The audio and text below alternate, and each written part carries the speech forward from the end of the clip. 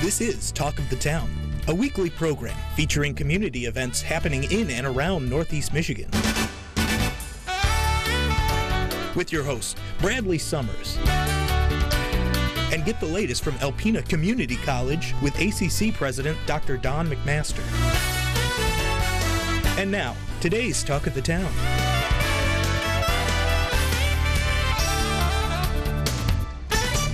Good morning and welcome to Talk of the Town. I'm your host, Bradley Summers. Today I have two wonderful guests from Light of Hope Clubhouse here in Alpena. I have John Galarza, social practitioner, and Deanna Yates, member at the Light of Hope Clubhouse.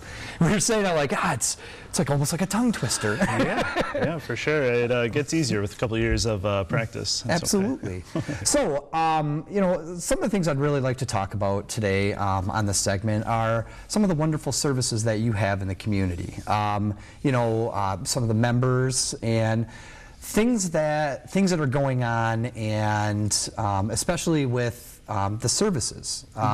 Just explain a little bit what Light of Hope Clubhouse is.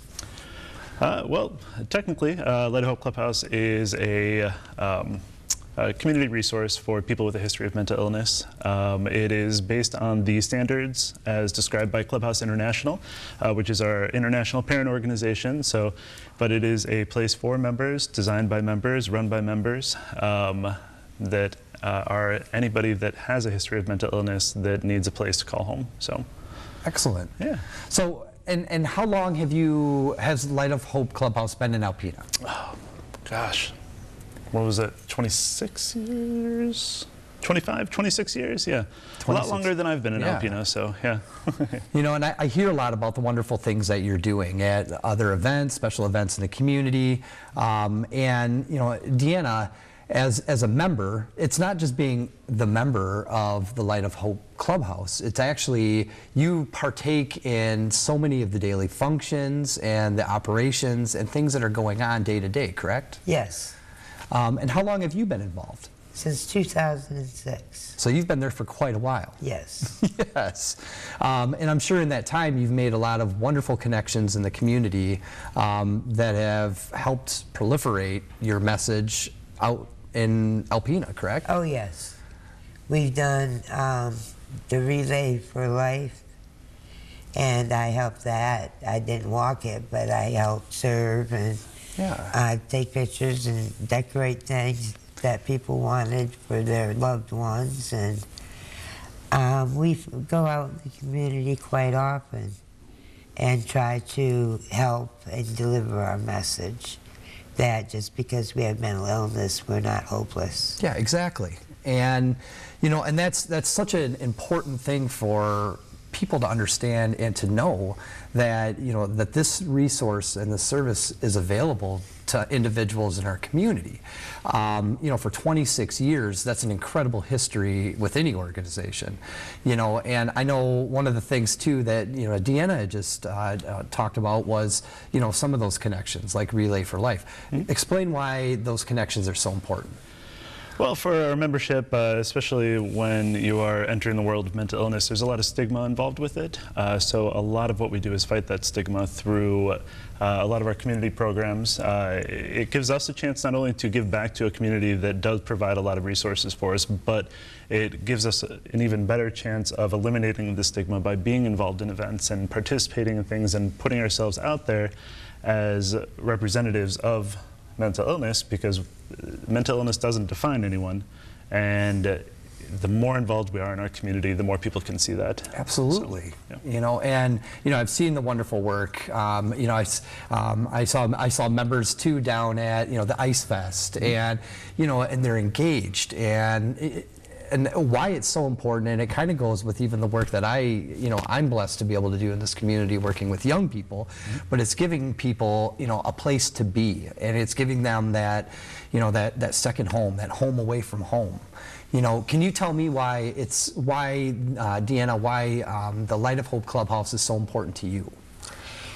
When I first started going, I had just gotten back from Mississippi, and I had no one. My sister lived near me, and my mom lived near me, but they had lives of their own. Mm-hmm. And I needed a place that understood me, didn't question me, didn't get irritated with me. And I was suggested to go to Light of Hope. And the first time I got my tour, I knew it was the place for me. And I made a lot of friends, and I had work that I really liked and felt accepted by that. And I love it.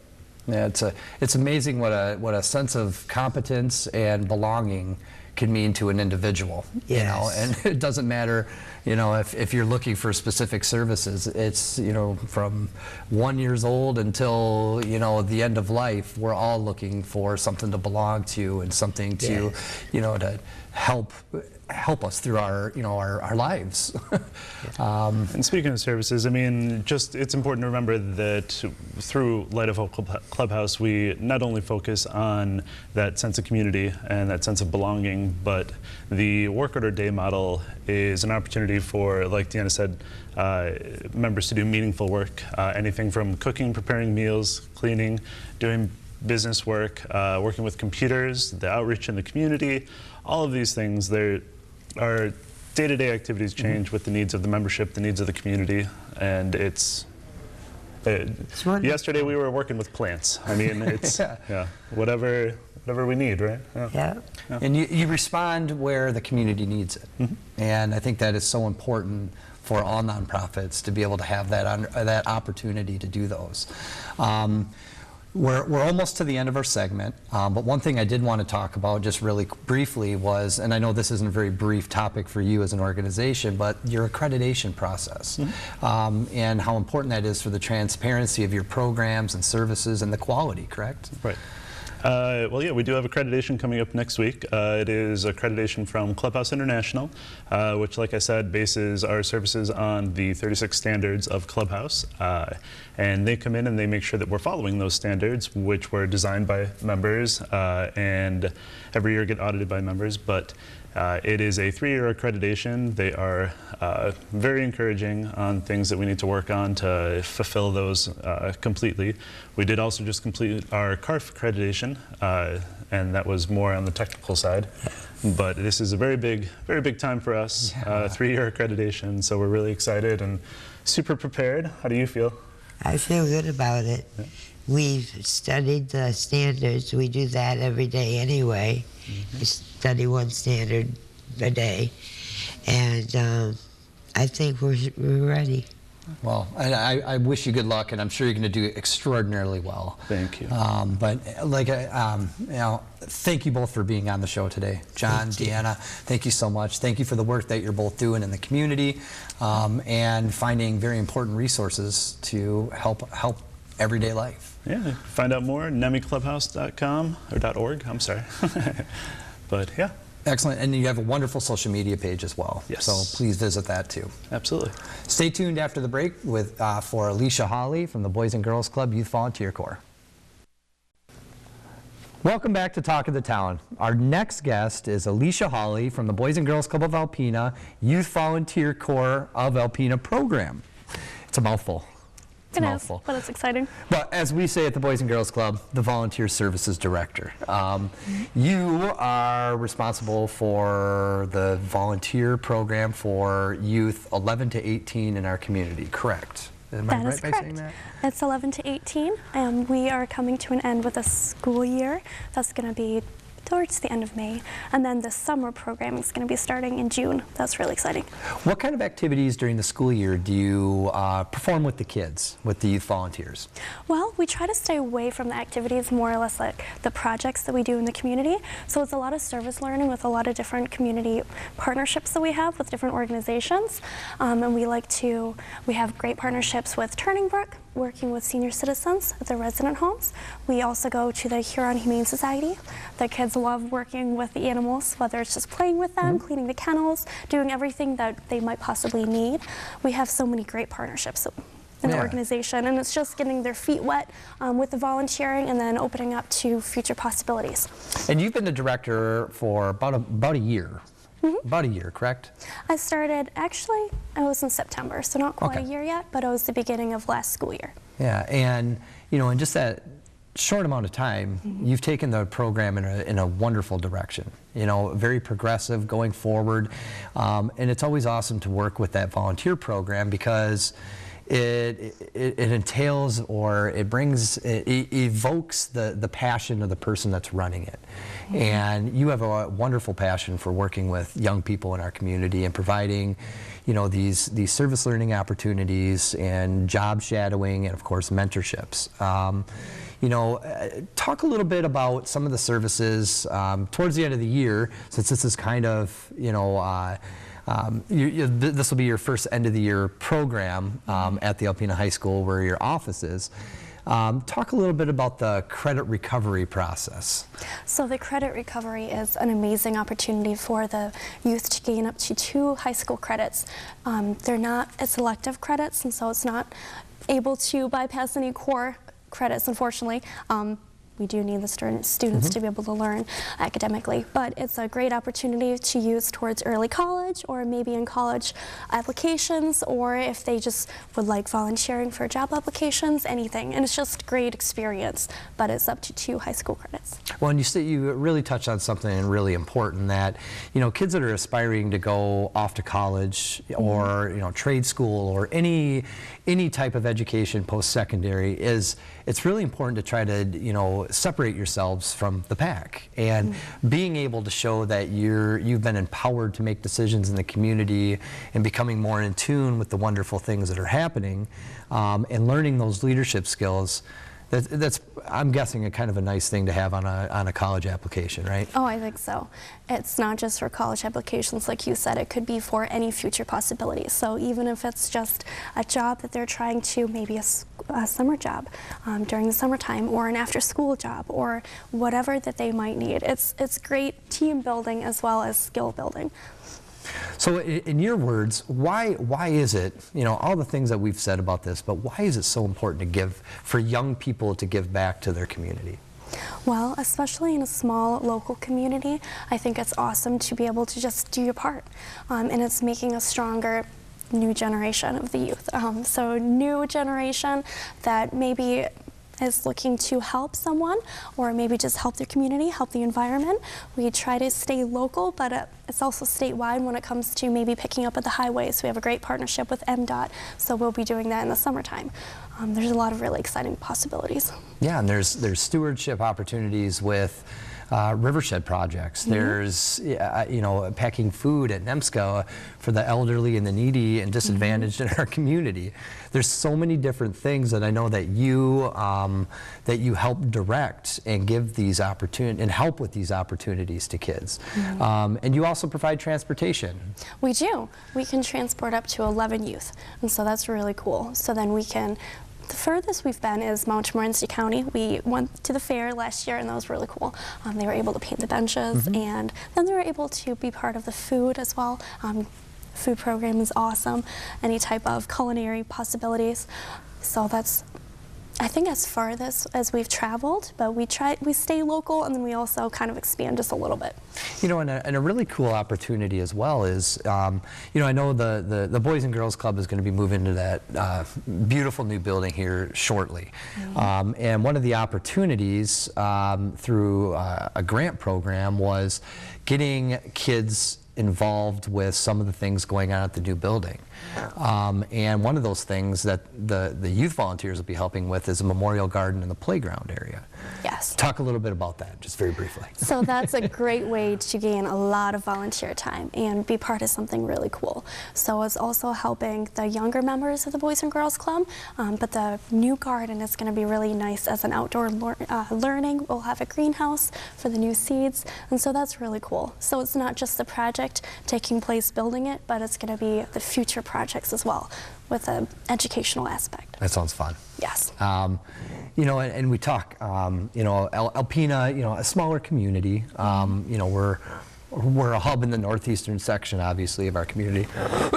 Excuse me. But the cool thing is that this program that's been in Alpena since 1994, which was first run by Alpena Community College, then the Boys and Girls Club picked it up in, I believe, 2003. And then since then, the Boys and Girls Club has been the host organization for the Youth Volunteer Corps. But we rival this program in our northeastern Michigan niche up here rivals places like Philadelphia and Miami, Florida when it comes to youth engaged, volunteer hours, service learning opportunities. That's a pretty big feather in your cap. Oh, I think so. We're always on the top 10, so that's something that we are very proud about. We like to try to take every opportunity that we can, and we're very involved locally. And that's also great, just future skills that the kids can have. So. Well, I really appreciate the time I get to spend working with you and helping young people in the community. And I'm really excited about the direction that you're taking this program. And I'm also really happy to have you on the show today. So thank you so much for being here. It's nice to be here. It's exciting to be able to talk about it and let the kids know the different opportunities there are. Well, and it's the spirit of the show too, just getting the messages out about what nonprofits are doing in the community. So thank you again. Thanks for having me.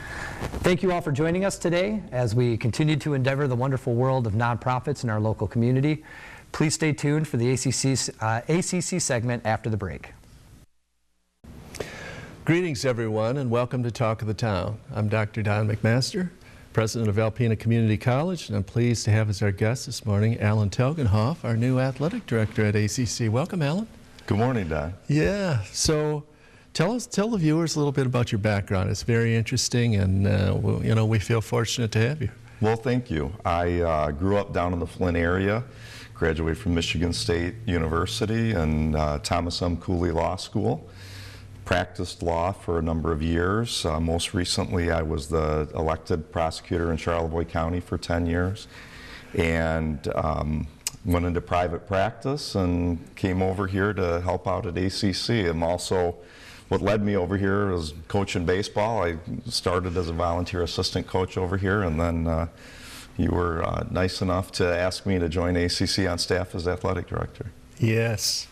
What is it that you love about coaching baseball? You've done it for a long time. I have. Well, I love the sport.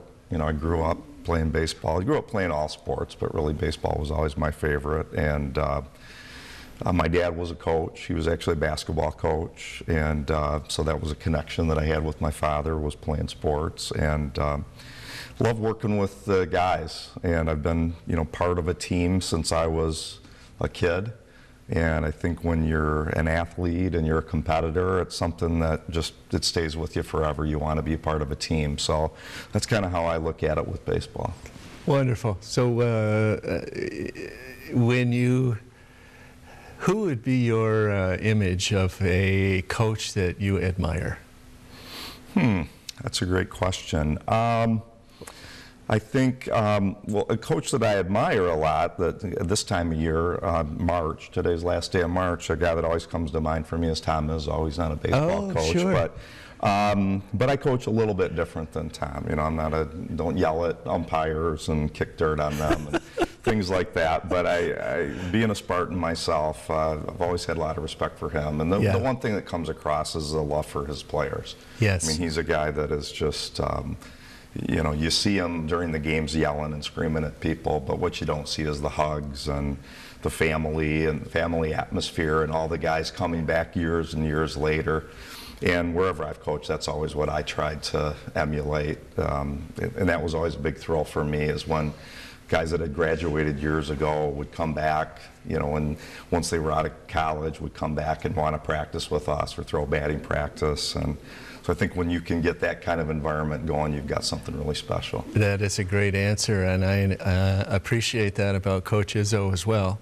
It is true that he has folks that come back and stay connected to the program, and that says a lot of good things about him and the culture, and that's what we want at ACC too.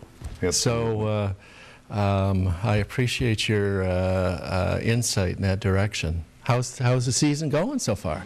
Well, we're off to wins, losses. We're struggling a little bit to begin the season, and we thought we would be.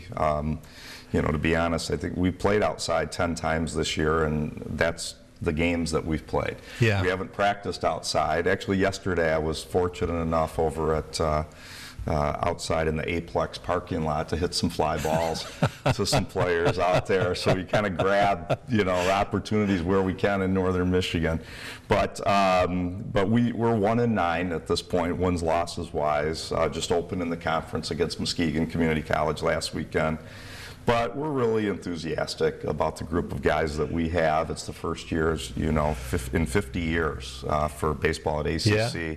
And we've got just tremendous community support. We've got, you know, like I said, great group of guys. You talked about culture with Coach Izzo, and that's what Coach Enslin has really brought, is just bonded these guys together. They really get along wonderfully. We've got a great mix of northern Michigan guys. We've got some southern Michigan guys. We've got someone from Ohio on our team. And so we've got a great mix, and we're confident as the season goes on. You know, when we get used to catching fly balls out in the wind, you really can't emulate that in the Aplex, and that's been a major factor so far. So, but we've had a lot of fun traveling and really getting to know these guys, and we'll be playing again on Sunday at Delta. Yeah, well, I met, it was two things. One, the weather is horrible. This has always been the challenge of baseball in northern Michigan. But I'm delighted that, and I think the community is delighted that we've started baseball again. And you had a lovely, or whoever wrote it had a lovely headline in the local paper, ACC wins its first baseball game in 50 years. I thought that was amusing. A lot of people thought that was funny. But here's something that happened yesterday. Myself and a couple other maintenance people at the college are out working on the field, Veterans Field in Osneek. The Sanborn Township people have been very generous to let us use that field. And it required a little bit of upkeep. And I was working with a chainsaw out in left center field. And one of the players who had a fishing pole, this is late afternoon, after school, came by, and just a lovely guy, you know. And he said, if there's anything that we can do to help, you know, just let us know. And I thought that is the culture that that's what this sport and any sports at the community college level really is about, that mentality. So you're doing the right, good thing. Yeah, thank you. Yeah, absolutely. And I think the guys have really done a great job of taking ownership of that field. That's what's so neat about it. I know when I went out to the field with Rob last June and he said, this is where we're going to be playing, I thought, oh boy, this is going to be a challenge. But we played fall ball out there, practicing 5-6 days a week with the guys. And one of the activities was end of every practice, we're picking rocks. And so, you know, you don't see that probably, you know, Miguel Cabrera is not picking up rocks down at Comerica Park, or even at, you know, Michigan State. They're probably not picking rocks off the field and throwing them into the woods after practice, but we did that every day. And I think obviously it's work ethic as part of it, but the other part of it is just pride and ownership. And I really see that with the guys. They were sharing pictures yesterday. Coach Enslin was out there taking pictures of what was going on, and it was shared in our team group text. And guys are just so excited that we've got our own place out there, and looking forward to our home games out there this season. Yeah, so we got about 30 seconds left. Why don't you touch on the home games, where they are, when, and so the viewers, if they want to come out, can come out. Yep, absolutely. So we'll be playing at home twice this year. We'll be playing the weekends, I say twice, 2 weekends, Friday, Saturday, Sunday, the weekend of April 21st and the weekend of April 28th out at Veterans Field in Osneek, just south of Sanborn Elementary School. Wonderful. Coach and AD Alan Telgenhoff, thank you for joining us, and thank you for watching Talk of the Town. We'll see you again next week. This has been Talk of the Town with your hosts Bradley Summers and Dr. Don McMaster. For a list of community events taking place in Northeast Michigan, please visit our website at WVKB11.com and click on our community link. This has been a Thunder Bay Broadcasting Corporation production. All rights reserved.